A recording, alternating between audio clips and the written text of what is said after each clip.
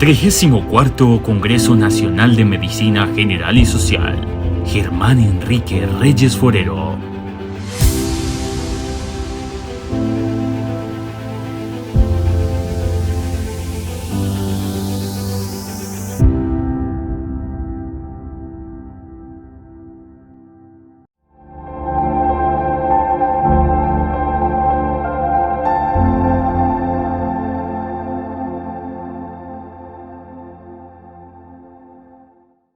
Buenas tardes. Ahora saludándolos a todos y todas desde este 34 Congreso de Medicina General y Social, Germán Enrique Reyes Forero, Congreso de la Asociación Médica de Antioquia, ASMEAS Antioquia, de la cual tengo el gusto de ser su presidente. Vamos hoy a tratar de abordar el tema relacionado con la transformación del Sistema General de Seguridad Social en Salud, y especialmente desde la perspectiva, desde la mirada de la experiencia del médico colombiano. Muy particularmente partimos de la premisa de que hay un grupo de personas que opinan que el sistema como va bien y que hay que hacerle algunos ajustes. Y existe obviamente otro grupo de personas en el país, un gran número de personas y organizaciones médicas y otras características que opinan que por el contrario el sistema debe tener una transformación profunda y necesaria. Quiero resaltar en este sentido entonces que partimos de la premisa de la necesidad de que el modelo de seguridad social en salud en Colombia tenga por lo menos unas modificaciones o en su defecto una transformación profunda. Y cómo desde el médico general expresamos esa necesidad o no de transformación. Al respecto entonces vamos a mirar algunos aspectos que tienen que ver con la definición del sistema como tal. Se habla del sistema de seguridad social en salud en Colombia como una respuesta a una obligación del Estado que está resumida en el artículo 49 de la Constitución Nacional de 1991 de Colombia. En dicho artículo es claro la expresión del constituyente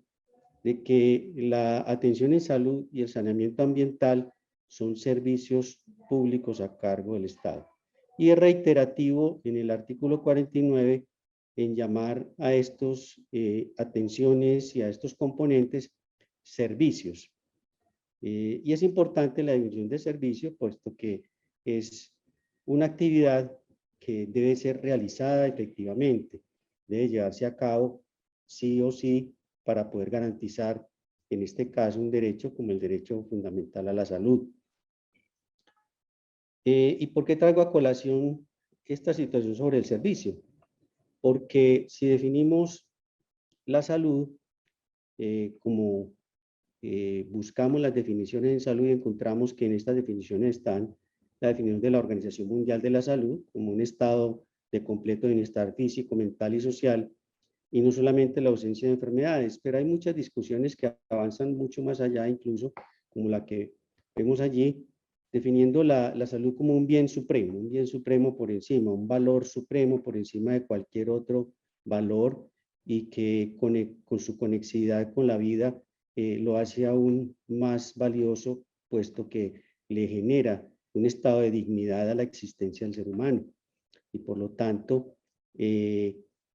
responsabilidad muy personal, y no solo personal, sino también de la sociedad en general, que este derecho sea garantizado. Y se garantiza mediante unos servicios. Sin embargo, el Estado definió el desarrollo de la Constitución a su modo de ver en el momento en que lo hizo en 1993, con la Constitución con la Ley 100 de 1993, definió que la salud fuera asumida como un sistema de seguros. Y entonces estableció el término de que el sistema de salud en Colombia era un sistema de aseguramiento y por lo tanto debía ser por un lado obligatorio y por otro lado debería ir acompañado de una afiliación a una entidad que se ha denominado aseguradora y que en los términos de aquella época se denominó EPS y hoy en día empresas administradoras de planes de beneficios, EAPB. La realidad es que si miramos las definiciones que tiene Fasecolda, que es la entidad que agrupa las aseguradoras en Colombia, tienen unas definiciones sobre lo que es asegurable y dentro de estos términos establecen, por ejemplo, que el riesgo es la probabilidad de ocurrencia de un siniestro que puede ser incierto, que además es futuro y que es susceptible de ser valorado. Adicionalmente, definen este siniestro como la realización de dicho riesgo, que es cuando sucede efectivamente lo inesperado, como puede ser un robo, un choque, una enfermedad, un incendio, y se dan entonces las circunstancias para que este riesgo se convierta en un siniestro, sea efectivo y sea objeto de una compensación por parte de la aseguradora. Y entonces se establece un contrato entre la persona susceptible de tener un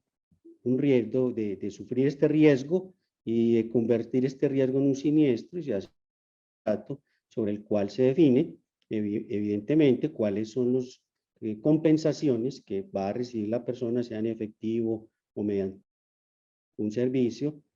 para resolver o compensar la situación que se generó con motivo de la ocurrencia de ese riesgo. En el caso nuestro, y hablando de salud, pues en la ocurrencia de la enfermedad. Sin embargo, debemos tener presente que en ese sentido y con estas definiciones, ¿qué es lo asegurable? Lo asegurable, el riesgo como tal, es algo que, como vimos por su definición, no va a ocurrir, ¿sí? Básicamente es incierto, futuro. Podríamos decir que en salud, ¿qué es asegurable? La vacunación es un servicio, la promoción, la prevención en salud son servicios, son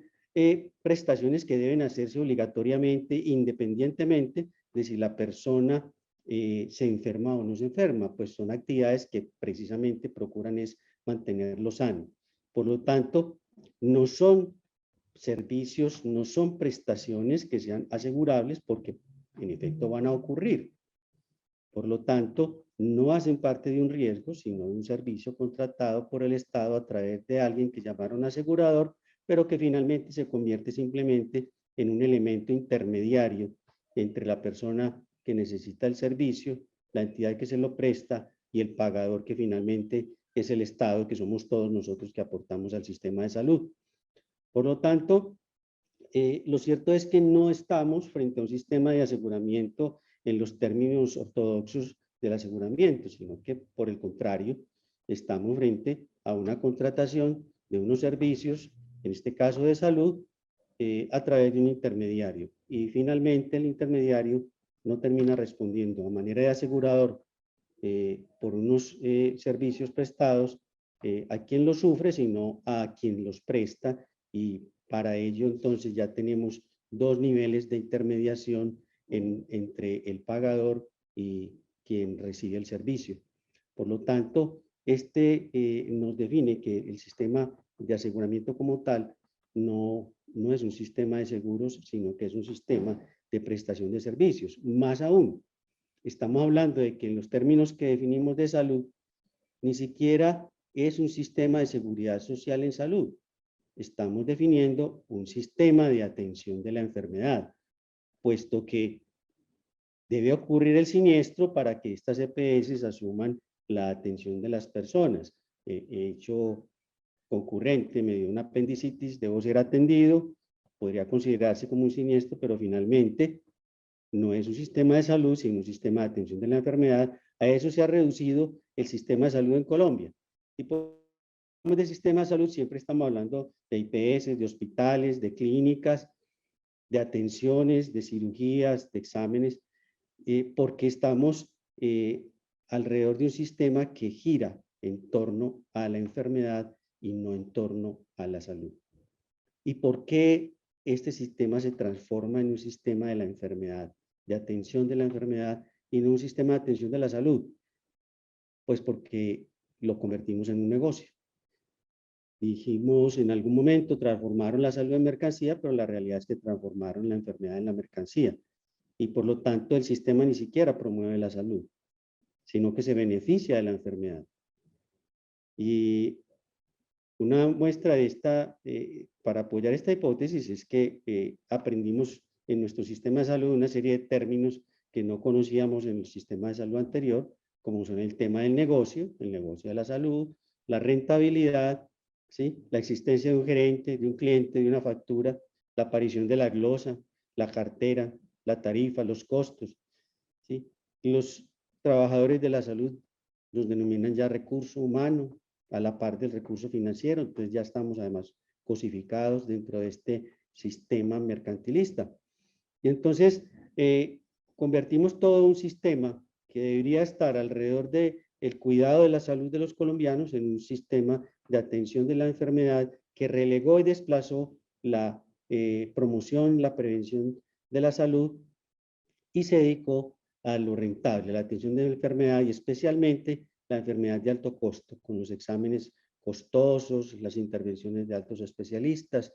y vimos cómo fueron desapareciendo los hospitales de segundo nivel, todos se fueron convirtiendo en hospitales de tercer nivel, detrás del negocio de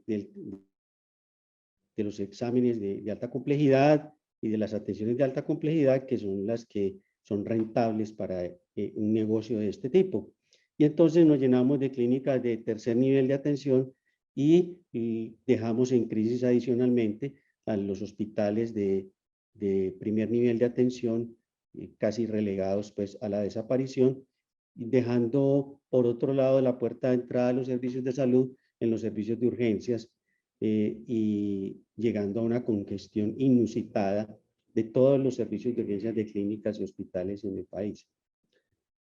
Pero finalmente vamos a ver un negocio para quién se estableció este negocio, porque pudiéramos decir, bueno, es un negocio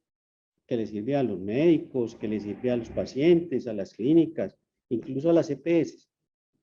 Pero vamos a analizarlo desde ese punto de vista, ¿para quién? ¿Para quién es un negocio? Miremos si es un negocio para el paciente, por ejemplo. En el caso del paciente,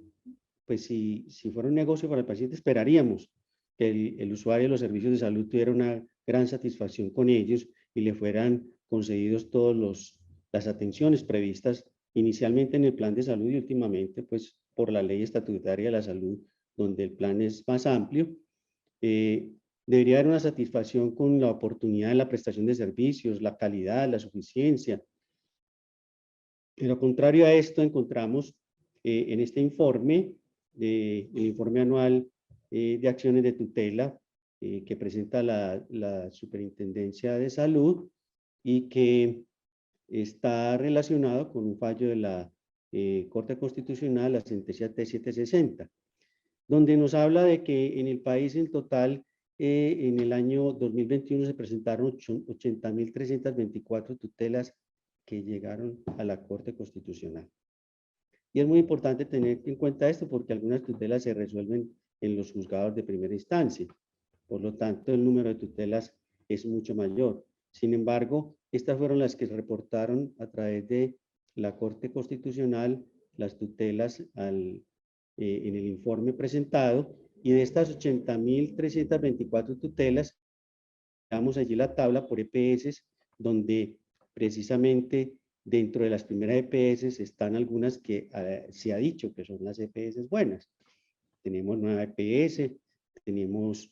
Medimás, que ya fue liquidada, Comeva, que ya fue liquidada, Sanitas, Sura, Salud Total, Sabia Salud, Asmed Salud. O sea, dentro de estas hay algunas de las que todavía se consideran algunas personas que son las buenas EPS y sin embargo, mire que llevan los más altos niveles de tutelas y con una situación que es más agravante, y es que un gran número de estas tutelas son por prestaciones que están contenidas dentro del plan de salud colombiano. O sea, no sería razón para que estuviesen exigiendo prestaciones exorbitantes a los pacientes, sino que por el contrario están tutelando atenciones que son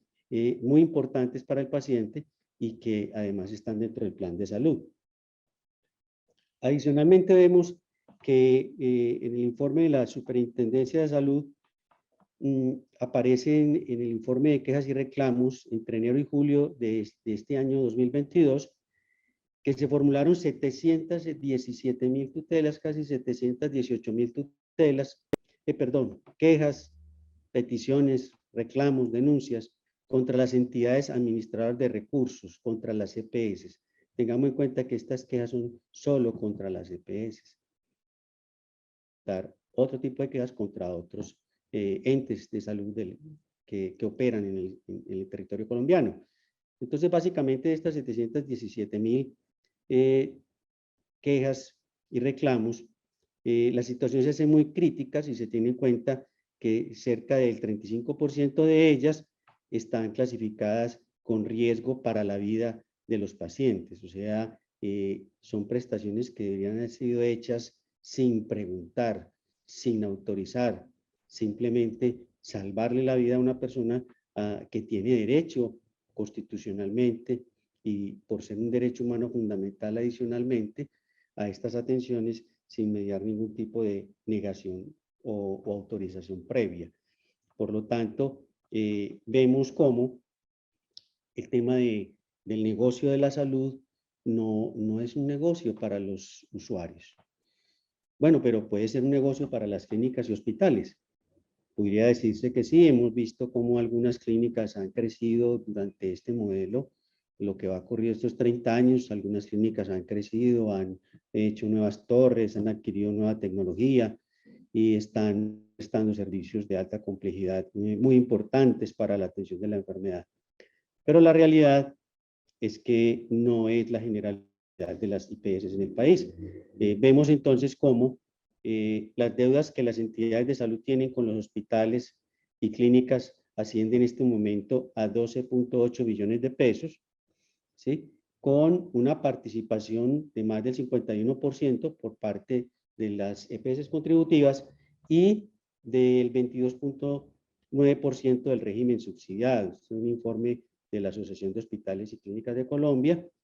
y además anuncia que la deuda de los hospitales con los hospitales públicos específicamente a corte de junio de 2022 es de 10.6 billones de pesos. O sea que el porcentaje de esta deuda que tienen las EPS con los hospitales y clínicas está en cabeza de los hospitales públicos. Por otro lado, digamos entonces que, bueno, el sistema es un negocio para las EPS, finalmente, puesto que son las que nos deben la plata, debe estar con ella. Sin embargo, es curioso ver, dentro de los informes que se han presentado, nosotros tenemos aquí, por ejemplo, una cita del Superintendente Nacional de Salud de la Administración del doctor Iván Duque Márquez, el doctor Fabio Aristizábal, que en una entrevista a la revista Semana en marzo de este año, manifestó que ya eran 13 las EPS liquidadas en el país, lo que significa que más de 9 millones de colombianos habían sido trasladados a otra institución de salud. Vemos una afectación nuevamente de los usuarios, pero adicionalmente que se habían liquidado 13, bueno, diríamos 13 no son muchas y quedan 5 buenas. Pero si miramos que en 3 décadas que lleva el país con la vigencia de la Ley 100 de 1993 y haber establecido este sistema de aseguramiento, encontramos que de 191 EPS que entraron en funcionamiento en 1995, descendieron a 47 en 2019 y para este año solo hay 34 EPS activas, de las cuales 12 se encuentran en condiciones de ser intervenidas y liquidadas por la Superintendencia de Salud. Entonces nos preguntamos, ¿sería un negocio para las EPS? Verdaderamente, parece que tampoco es un negocio para las EPS. Y entonces, para el médico general, dirían, bueno, entonces los prestadores se lucraron del sistema porque estamos hablando de un sistema que tiene unos gastos anuales de cerca de 78 billones de pesos. ¿Dónde están esos 78 billones de pesos en medio de un sistema que se considera negocio y que hasta ahora vemos que no ha sido negocio ni para los pacientes, ni para las EPS, ni para las IPS. Deberá estar entonces en manos de quien presta directamente el servicio, los médicos en general, tanto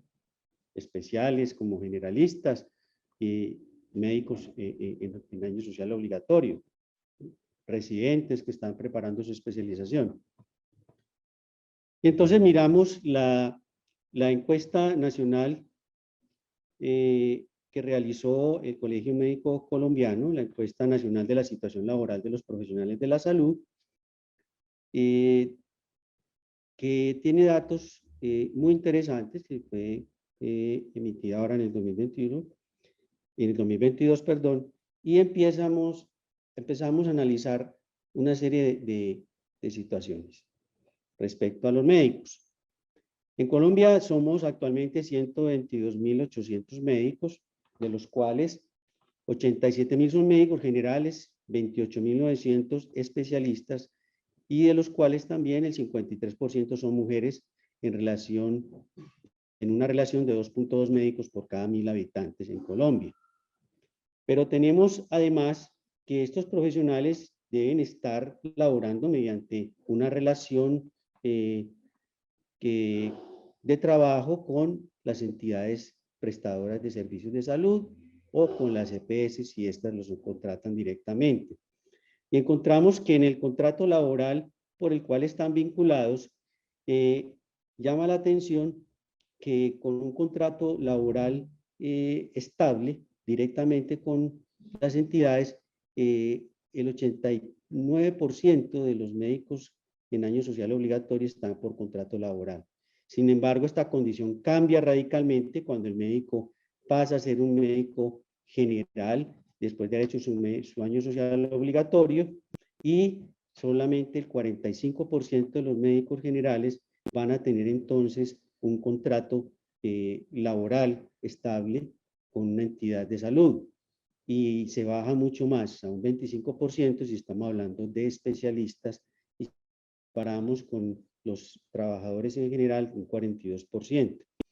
Vemos entonces cómo están por otro lado las órdenes de prestación de servicios, las cuales son más utilizadas para la contratación de los médicos especialistas, y en una menor proporción ya gracias a las modificaciones y a las sentencias que ha hecho la Corte Constitucional para erradicar la tercerización laboral. Entonces están los contratos por prestación a través, de contratos sindicales, de cooperativas de trabajo asociado, de intermediarios, tercerizadores de la salud, que ha disminuido de manera considerable, pero que todavía hacen presencia a nivel nacional, y especialmente con los médicos especialistas y con algunos médicos generales. Vemos entonces que no hay estabilidad laboral en la contratación en más de la mitad de los médicos del país. Por otro lado, tenemos también la encuesta, en la encuesta nacional de situación laboral, vemos cómo ha hecho el médico colombiano para subsanar estas dificultades de contratación, y entonces ha decidido el médico trabajar en varios lugares con el fin de poder llevar un nivel de vida adecuado a su condición de profesional de la salud. Y entonces encontramos que los médicos tienen vinculación laboral de más de 3 sitios de prestación de servicios, especialmente el médico especialista es el más castigado con la necesidad de trabajar en más de un lugar, en más de un sitio de prestación de servicios. Vemos así entonces como los médicos especialistas, el 36% laboran en 2,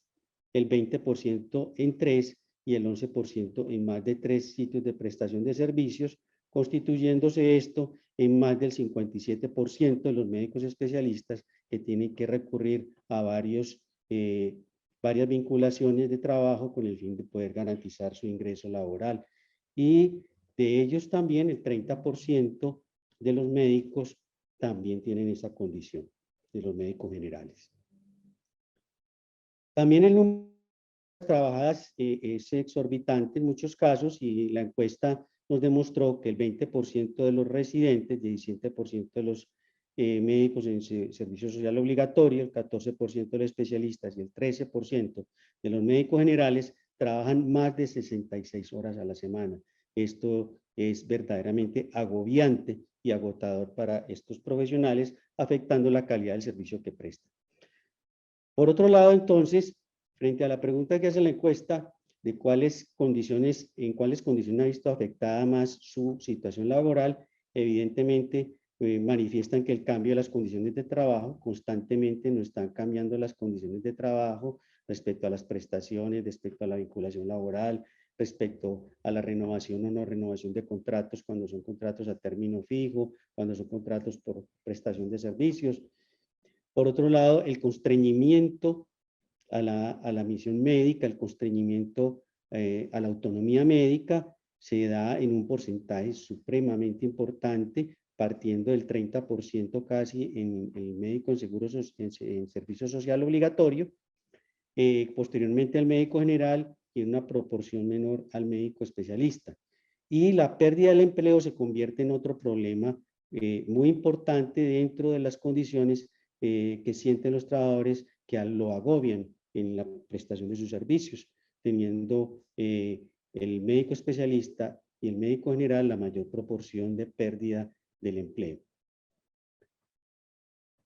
Entonces, ¿es un negocio para quién? Evidentemente no es un negocio para el médico general. Tenemos allí una insatisfacción registrada frente al salario, el 88% de los médicos generales, el 77% de los especialistas, el 80% de los internos y el 84% de los demás profesionales manifiestan estar insatisfechos con su ingreso laboral y además haber tenido problemas en el último año con el pago de dichos salarios, con retrasos, con insatisfacciones sobre las tarifas reconocidas y con problemas de atrasos en el pago de dichos salarios. Por lo tanto, tampoco es el ingreso, parece que una de las motivaciones para que esto lo llamemos un negocio de salud. Y tenemos aquí, por ejemplo, en el portal INDED.com, un promedio del salario que ganan en el país los médicos en Colombia. El promedio salarial del país es verdaderamente preocupante, 3.749.000 pesos por mes, teniendo sitios como Bogotá con 3.8 millones y sitios tan deteriorados como el caso de Soacha, donde un profesional de la salud puede estar ganando, médico puede estar ganando 2.9 millones de pesos al mes. Adicionalmente, la cartera retrasada de los profesionales de la salud principalmente está entre 30 a 90 días e incluso más, y algunos que han perdido ya la posibilidad de cobrar lo que una entidad les debía porque fueron liquidadas, como ha ocurrido con los prestadores de servicios que prestaban servicios a Medimás y otros tantos hospitales que se han liquidado y EPS, dejando al personal de la salud con la deuda y sin posibilidades de recuperar su salario. A esto tenemos que agregar los costos de la formación de un médico en Colombia. Tenemos que un médico en Colombia podemos estar entre unos 180 a 250 millones de pesos para garantizar una adecuada formación. Y esto teniendo en cuenta no solamente los costos directos de las matrículas, que pueden estar alrededor de los 120 en las universidades públicas y 190 en las universidades privadas, sino adicionalmente los gastos indirectos de manutención, transporte y demás, que puede estar alrededor de unos 60 millones de pesos. Por lo tanto, en Colombia, la formación de médico general puede estar entre los 180 y 250 millones de pesos y recuperables en esas condiciones salariales que les proponen a los médicos en el país y que obligan al médico perfectamente para poder cumplir con sus obligaciones a tener varios sitios de prestación de servicios. En conclusión, desde la perspectiva de los médicos en Colombia es imperativo que el país avance hacia la transformación del sistema de seguridad social en salud, un sistema que le permita al médico como actor fundamental de este sistema el desempeño de su profesión en condiciones dignas, seguras y con recursos necesarios y la autonomía suficiente para prestar una atención humanizada dentro del marco de la ética y con la capacidad científica necesarias para dar cumplimiento a su compromiso con el paciente, su familia y la sociedad. Para ello de contar con el reconocimiento adecuado a la importancia de su labor, con la estabilidad laboral, seguridad en el trabajo y las facilidades para la formación, tanto en el pregrado como en el posgrado, así también como el acceso a la educación médica continua. Estos son elementos que definitivamente deben llevarnos a participar del proceso de transformación del sistema de seguridad social en salud en Colombia, en el cual puede estar empeñado este gobierno y en el cual nosotros también insistiremos, porque es la hora de que el médico en general pueda tener por fin el protagonismo que merece dentro del contexto del sistema de seguridad social en salud en Colombia, asimismo como el resto de los trabajadores de la salud. Hacemos énfasis en esta presentación en el médico, puesto que somos una organización médica, pero esta situación es similar a las demás profesiones del sector de la salud, que han participado también en algunos estudios y que demuestran que definitivamente el negocio de la salud no es un negocio para ninguno de los componentes del sistema y que por lo tanto tal vez sea un negocio para agentes externos al sistema, sistemas financieros que son dueños de EPS y que no se lucran de sus utilidades, sino del manejo en especulación financiera de los billones de pesos que circulan a través de estas EPS. Es conocido de todo el mundo que son entidades que, entre otras, están respaldadas por grupos financieros que son finalmente los que usufructúan inmensos que deberían ir directamente a la salud, pero que pasan por la intermediación financiera antes de convertirse en servicios de salud y de paso ocurren todas estas situaciones que afectan tanto a las EPS, a las IPS, a los hospitales, clínicas y al personal de la salud. Muchas gracias.